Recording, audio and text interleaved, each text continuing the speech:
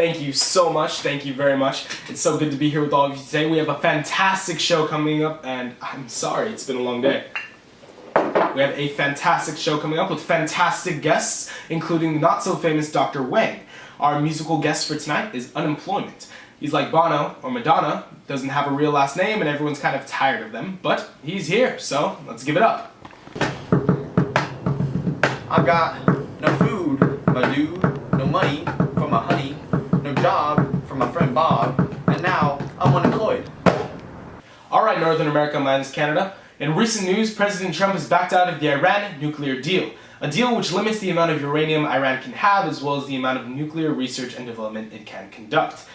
Now, we believe in the importance of the ideas of the people as well as their fears. So we took to the streets with expert journalist Scruffy Nerfherder, leading the charge to find out what the people think. Hello everyone, I'm Scruffy here and I've hit the streets of Cerritos at night in order to see what people think about the Iran nuclear deal. So I'll be interviewing completely random, completely new people each time. Oh hey look, we have a runner approaching. Hey sir, ma'am, whatever you identify as, may I please ask you a quick question about the Iran nuclear deal?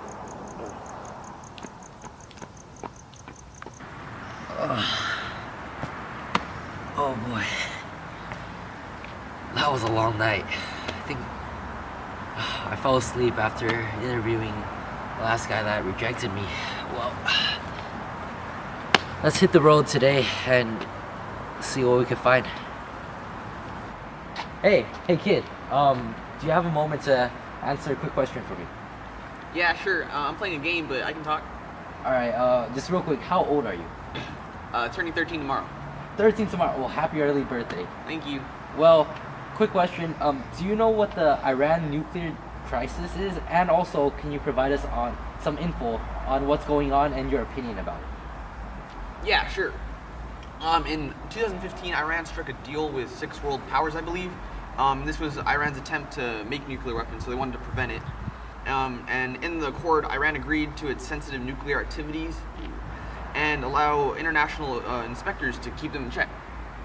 With Iran's uranium stockhold and countless centrifuges, it wouldn't be difficult for them to develop weapons of mass destruction. And with Trump withdrawing from this thing, it's creating opposition between European leaders and people rebuking from figures such as President Obama. And now we the people are concerned because our safety is at jeopardy. Wow, congratulations, man. You are smarter than 99% of all Americans. No, I do go to Whitney. Oh, I'm sorry. That explains a lot. Well, Scruffy here, and that's all the time we have for today. Now, back to you. Welcome back. From not hitting golf balls fast enough to sleeping instead of studying, African Americans have been mislabeled as miscreants and thieves in terms of extreme innocence. Just recently, a black student from Yale had the cops called on her for sleeping in her student's room commons. We have the woman who called the cops on her with us here today. Good morning, miss. You're welcome.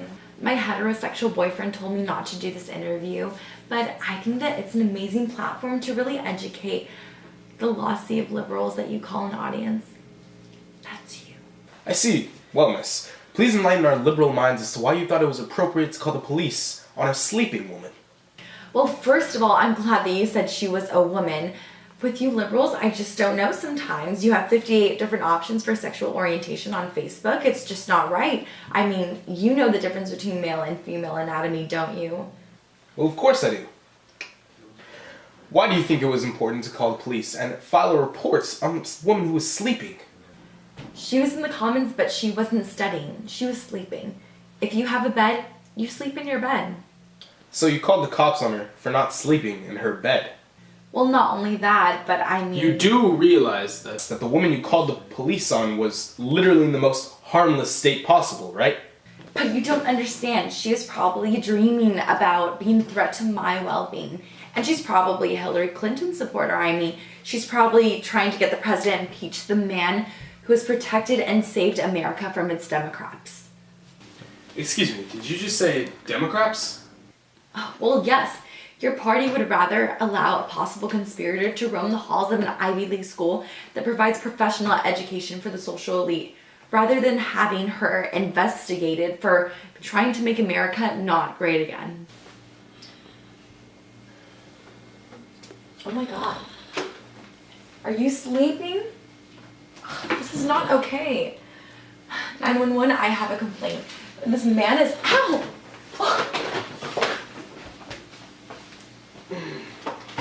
In other news, recently this week, the famed writer, actor, and singer Donald Glover released a new music video for his hit single, This Is America, going viral with over 50 million views. The video is going viral and spreading like wildfire on the internet due in part to the underlying message about gun violence and racism. Also, because of Donald Glover's sweet, nice, sweaty muscles. I mean, look at him. Who wouldn't want a piece of that fine steak? Well, let's bring in musical history professor Dr. Wang to analyze the video. Hello, thank you so much for having me It here is today. always a pleasure to have you on the show, Dr. Wang. We know with your busy schedule it's very hard for you to come on the show, but we're glad to have you here. So last week we analyzed Taylor Swift's video, Look What You Made Me Do, and this week we'll be analyzing Donald Glover, aka Childish Gambino's video, This Is America. Now, Dr. Wang, let's dive into this. Head first. Alright, so for the first scene, we have Donald Glover, aka Childish Gambino, shooting a black man who is sitting in a chair. And the black man is actually staring away and facing backwards from Donald Glover.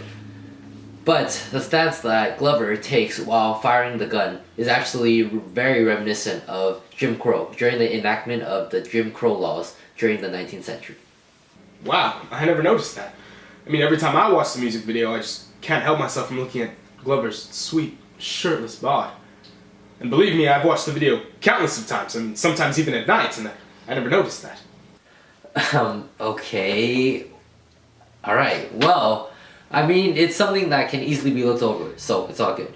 Anyways, also after the gunshot, take notice as to how much care goes into receiving the gun, while there's no care at all for the victims.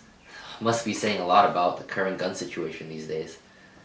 Then, transitioning, we can see that Glover and a bunch of school kids are dancing with a blend of current and viral African tribal dance moves, with large amounts of violence occurring in the background of the video. It is up for interpretation, as some say that this shows how in history, slaves could use music and dance to distract them and cope with the horrors of slavery, and how today, black communities and kids dance to cope with current situations and traumas and shootings, violence that go along with American culture these days. This is very deep. Amazing insight, like always, from Dr. Wang. But can we talk about those dance moves? I mean, is there anything this man can't do? He can act, sing, write, and now he's a dancer. He really is the perfect Renaissance man. Dancing with his shirt off like that, I mean, this music video can't get any better. Is there any... Aren't you married? Why, yes, happily, with 5 children. What do you ask? Oh, no, I was just wondering, Alright.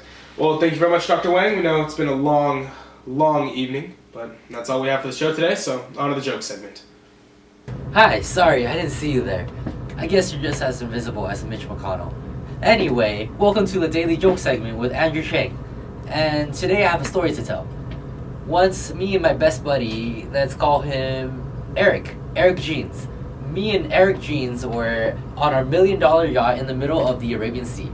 And suddenly we get an emergency message about a nuclear crisis that's coming our way. So, guess what we did? What, he ran? No, I ran.